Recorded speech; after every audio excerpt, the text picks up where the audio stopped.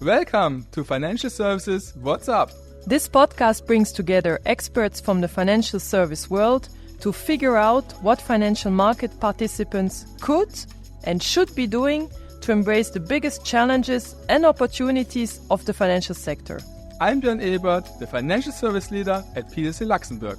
And I'm Sandra Paulis, an asset management partner at PwC here in Luxembourg, and very keen to discuss our industry together. Welcome back to the Financial Services What's Up podcast, where we unravel the complexities and opportunities of the financial service sector in Luxembourg and beyond. Dear Björn, hi to you. Hi Sandra, good morning. Pleasure to be with you. And I have to say, we have today a really exciting topic. It's everywhere in the press and I'm really looking forward to our podcast today. So, as you can hear, we have a very special edition today. It's actually around the rapidly evolving landscape of defense. So where we focus on the defense financing and thus the funding in the innovation system. So we are very pleased to have two guests with us today. First of all, Catherine Rückel, a partner colleague. Good morning, Sandra. Yeah, and she has actually developed over the past months a real interest in the defense sector. And she's particularly interested in the financial instruments that would help our clients to finance that. And we have a special guest that brings a unique blend of experience from both the financial sector, with a banking background, but also from the world of defense. So welcome Matthias Wittenburg here in our podcast. Thank you very much for having me.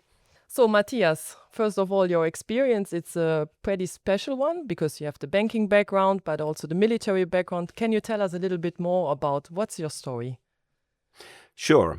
In fact, I worked in corporate investment banking for 25 years, most recently as a board member of one of the German Landesbanks. And for the last few years, I ran my own companies that are focusing on corporate finance and successions in the sphere of small and medium-sized corporates. In parallel, as you correctly said, I have a career in the military. I served many years ago as a young man, but ever since I have been involved as a reserve officer. And today I'm a lieutenant colonel in the German army and currently serving as chief of staff at the regional command in Hamburg. Yeah, you're also doing some teaching, right? Yes, every now and then I'm being asked to attend lectures or hold lectures at the German Defense College in Hamburg. So this brings a unique blend of my dear colleagues around here. So now let's dive a little bit deeper into the defense sector overall. And I think when we are starting off the podcast, it's always interesting to look actually at the sector overall and to say actually, is there a real threat? What is actually happening around us? Do we need to talk about defense right now? And what are the current forms of threat that you are currently seeing? Can you share us a little bit more about the ecosystem where we are? Sure. Well, I hate to say it, Sandra, but yes, there is a real threat. And the threat is not only happening every day in Ukraine, where we see people dying. There is a threat all over Europe, and we know exactly where the threat is coming from. Threats do, fortunately, not yet include direct military action, but if you look at the amount and the quality of hybrid attacks we're seeing each and every day across Europe, it's breathtaking. We saw activities against data cables in the Baltic Sea. We saw closures of airports all over Europe due to drone flyovers.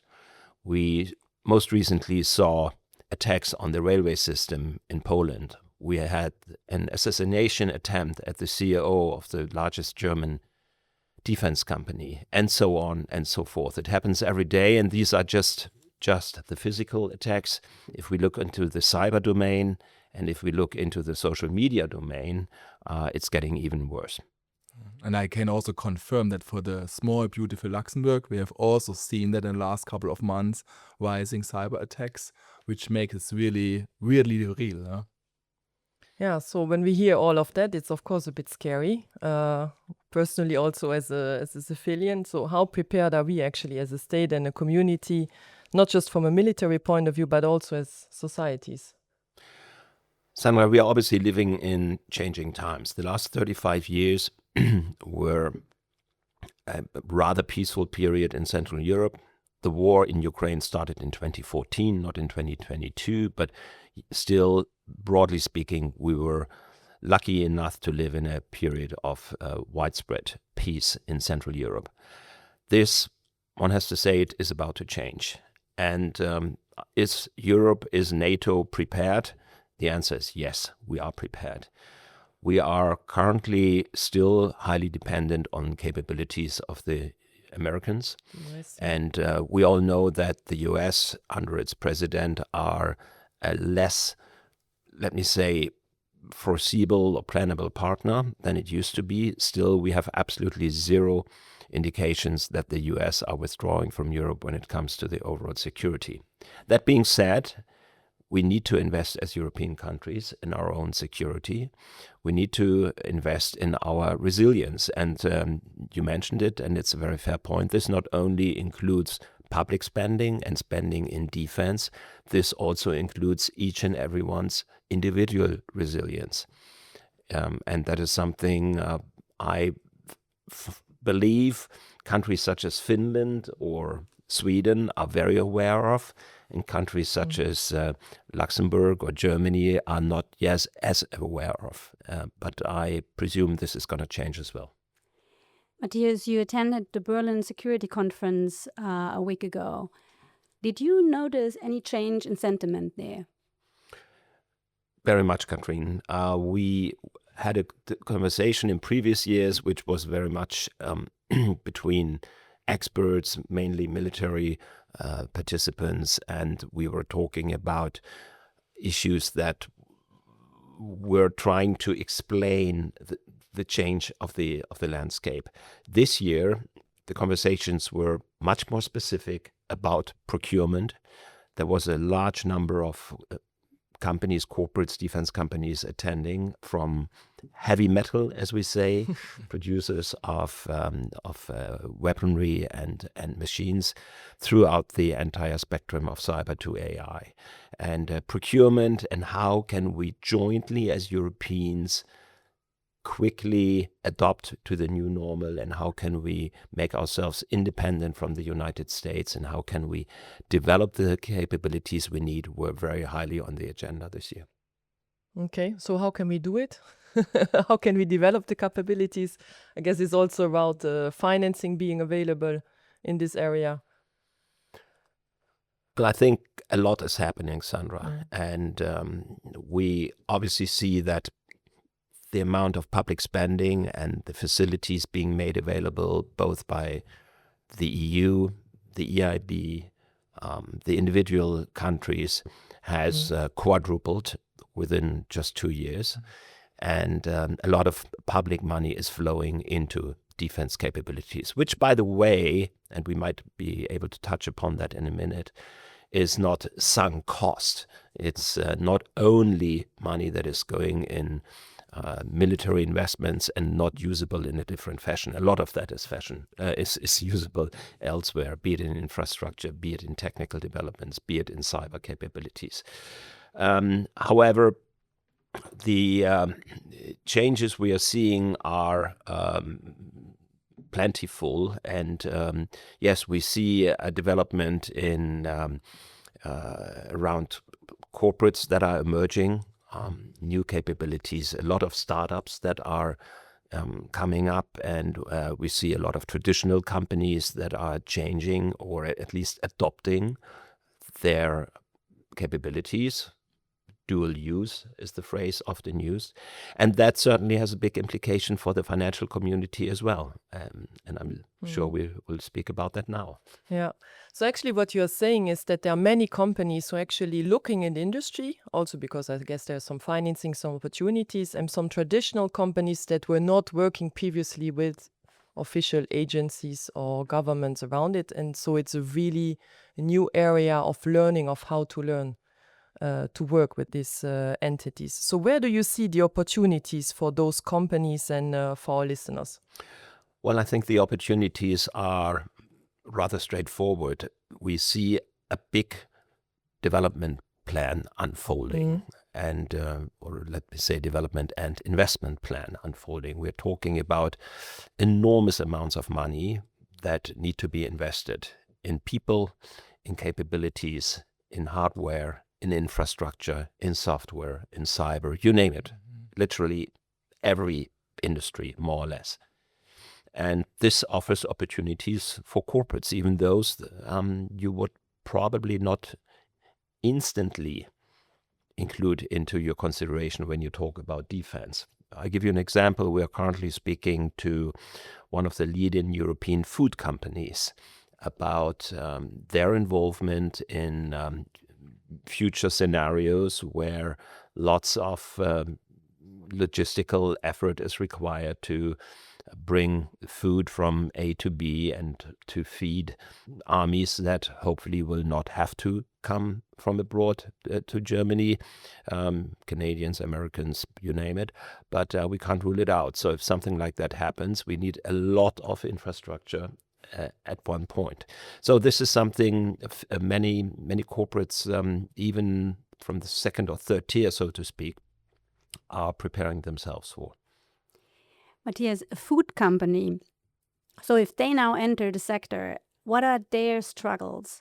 Are they prepared to deal with the public institutions, and in particular, let's say, the Bundeswehr?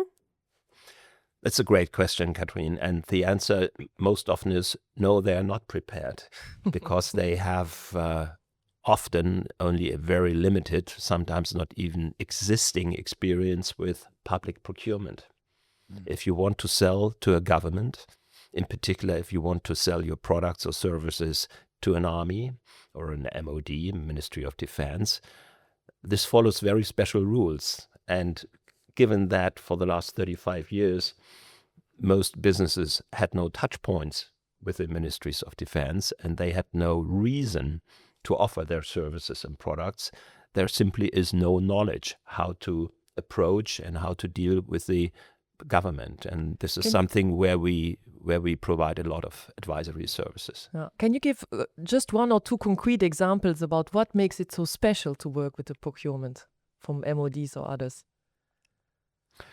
Well, public spending, for very good reasons, follows other rules than private spending. If the CEO of a private company decides to do an investment, whatever nature, he or she can make an investment. And if the supervisory board disagrees, the CEO will be fired, but still the company can make an independent decision. When it comes to public spending, this obviously is completely different. We need to follow strict rules how public money is being allocated. So the bureaucracy behind it is much more rigid and more complex. Another aspect is the matter of secrets. When you deal with ministries of defense, and we're not only talking about special weapons or training facilities, you are sooner or later, in one way or the other,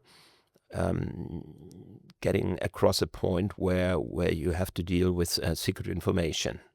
And this is something where the interaction between the governments and private companies crosses a bridge, which can be bridged, but crosses a bridge that is so much different to procurement in other areas of business. Yeah, so then making sure that information is actually being kept in a special way, in a special form. Yeah, to give you an example, Sandra, NATO has very specific plans how to respond to a more imminent threat.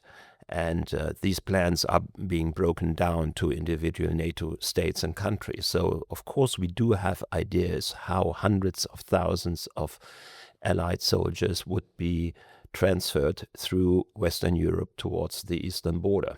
Now, these are plans we don't exactly want to share with each and everybody, but if you want to make sure that these people are being fed and that they find laboratories and that they find petrol, etc., sooner or later you need to involve public partners into that overall logistic game plan. And this is exactly when the borderline of secrets is being crossed. Thanks, Matthias, for sharing that. So, I mean, you touched on that. I mean, huge investments needed. You need to find a way to deal with procurement. But then especially for the private sector, also the interest is now how to get into that and how to finance that. And I understood that you and Strategy&amp do a couple of projects around that. Probably you can share a bit what's happening there.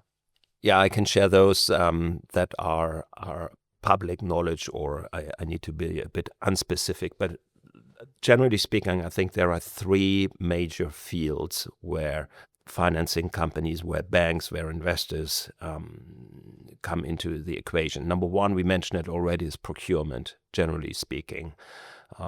Whenever the government wants to buy products or services, private companies, as per definition, are those that deliver these products and services. And if that's the case, the banks behind them are hopefully prepared and willing to help investing into their financing these. The second field is everything around innovation, research and development. And this can both be in hardware, but more importantly, I believe, in digital transformation and cyberspace. Again, the private sector plays a pivotal role in developing the capabilities we as European NATO countries need in order to become ready, and these companies need financing. We today have a very vivid and active and highly valued startup scene in Europe, and this is a great field for venture capital companies to become involved. The third aspect is infrastructure. This includes military infrastructure as well as dual-use infrastructure. Every single bridge, every single port can be and has to be used in different fashions. On top, we see the requirement for massive investments into military infrastructure. Again, this is something where public and private need to work together, and where we see significant finance opportunity and requirements. And we do speak to banks and investors across all these spheres. Then I think AI is also a key element when we are talking about the areas that have a significant role, also in terms of what are the opportunities for the future, so that also the massive data sets of multi-domain operations actually coming together. I know, Björn, that AI is one of your favorite topics. What are your thoughts around that? How do you see that for the future, and especially here in this context? I guess, Matthias is the best one to answer that question, but I guess AI, if you look now at the finance space, and you touched on that, there are a lot of venture capital funds and startups, and they need financing, and what I have seen in the last couple of months, that really AI play a pivotal role into these startups and what they are developing in terms of drones and other stuff. I think you, Matthias, you can touch point on that. No, Björn, you're absolutely right. We see AI emerging as quickly in the defense landscape as we see it elsewhere. Probably not so much in terms of multi-language models. These are not necessarily required, but one keyword that one should have in mind is battlefield management. Mm-hmm. In previous times, soldiers and their leaders were dependent on random information made available by reconnaissance teams. Today, we have multiple domain information layers. This starts with satellite and cyber, is broken down to drones, and includes the information about individual soldiers. Soldiers of the futures are wearing gadgets. This can be a Garmin watch, or this can be special underwear, which gives instant information about their health and fitness status. And when you need to decide how and when to make an attack, you have the picture from the sky. You have drones that are doing reconnaissance, and you know exactly how fit your soldiers are. And all this comes together in an AI-driven decision what the best way is, which still needs to be managed by the individual military leader, but that's a completely different landscape. So, Matthias, is it fair to say that the defense is not only on Earth and in existing borders, but it also needs to be kind of supported in space? Very much so, Catherine. We see massive investments by the European NATO countries into their cyber capabilities. And cyber means satellite reconnaissance. It certainly means that wars of future are also fought in the cyberspace. To give you an example, we are seeing hybrid attacks on our cyber infrastructure already. And when it comes to the financing system, we are very, very vulnerable. If we see what is possible, we need to deal with the fact that sooner or later we will see massive attacks on our financing system. And to give you one very handy example, Sweden is a country that was about to withdraw entirely from cash, and they made a 180-degree turn. They are now encouraging people to have money, cash money at home, because they are absolutely certain that sooner or later their digital payment systems will be attacked and will be out of order temporarily. Ooh. Well, that's not great news to say that, but it's absolutely true. But all those investments needed, and in particular for those who are entering the sector, all the startups, I mean, you need to have a lot of patience to get your first returns. Because first of all, I suppose that procurement of the public hand is not that fast. And secondly, to bring it really to use takes quite a while. So which investors do you see on the private side entering the sector as supporting those long-term investments? I think the answer depends a little bit on what the product or the service is that needs to be financed.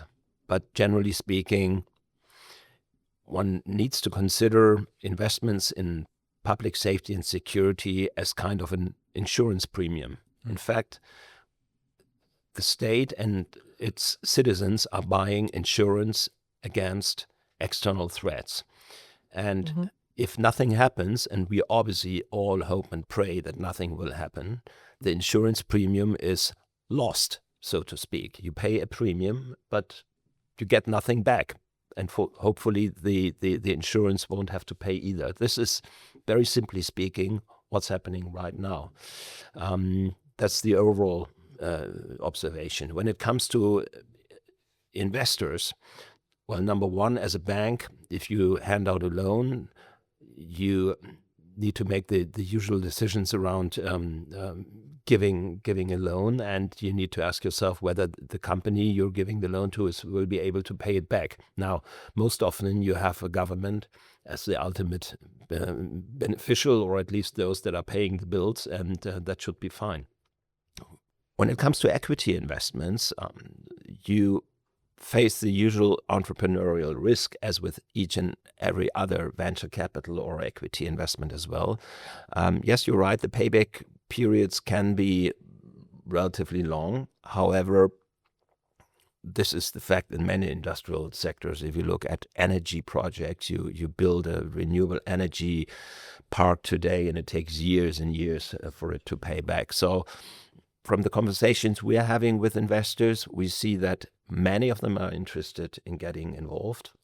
Why? Number one, all of them were traditionally underinvested in defense because it was no-go area. Number two, a lot of money is flowing in there now and offers opportunity for investment and return. And number three, as I mentioned previously, a lot of the knowledge that is being developed in AI, in cyber, in other fields, will sooner or later pay off elsewhere. So in particular, dual-use companies will benefit from the know-how they're developing now for future projects. Mm-hmm. And I can fully confirm that, Matthias, what we see now in Luxembourg, because Luxembourg will be probably never the production hub where you produce weapons or other things, but Luxembourg always is there for the financing piece.